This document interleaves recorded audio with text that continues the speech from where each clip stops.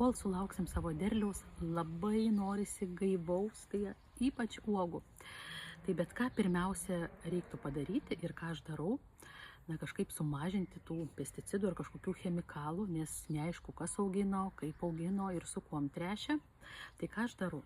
Aš naudoju Thieves ploviklį, tai reiškia vaisiam, uogom, daržovėm, nesvarbu kam. Yra citrinų, rozmarino, arbatmedžio, eukaliptų ir kiti eteriniai aliejai ir natūralios valomosios medžiagos. Tai tiesiog čia maždaug apie 2 litrus, tai tokį mažą kamštuką aš pilu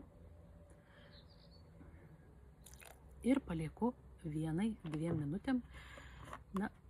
Galiu ir ilgiau, bet rekomendacijos užtenka porą minučių palaikyti ir tikrai bus sumažintas kažkoks perteklinis chemikalų, gal kažkokių pesticidų.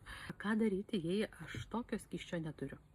Tai puikiausiai galima pasitelkti sodą. Tyrimai rodo, kad soda pašalina pesticidų likučius ir iš vaisių, ir iš daržovių, ir iš visų paviršių.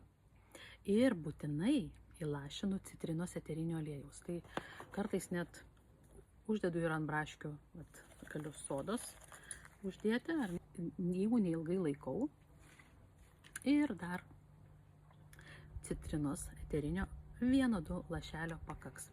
Jeigu darote su soda, tai reiktų ilgiau palaikyti, maždaug iki 15 minučių su citrinos eteriniu alieju ir būtinai perplauti po tekančiu vandeniu. Žinau, dar kokį eksperimentą dariau. Ploviau braškes, vienas braškes įprastai nuploviau su vandeniu ir kitas su citrinos eteriniu alieju. Spėkit, kurios ilgiau išsilaikė. Aišku, kad su citrinos eteriniu alieju. Tai reiškia, kad eterinis aliejus atliko kaip konservanto vaidmenį.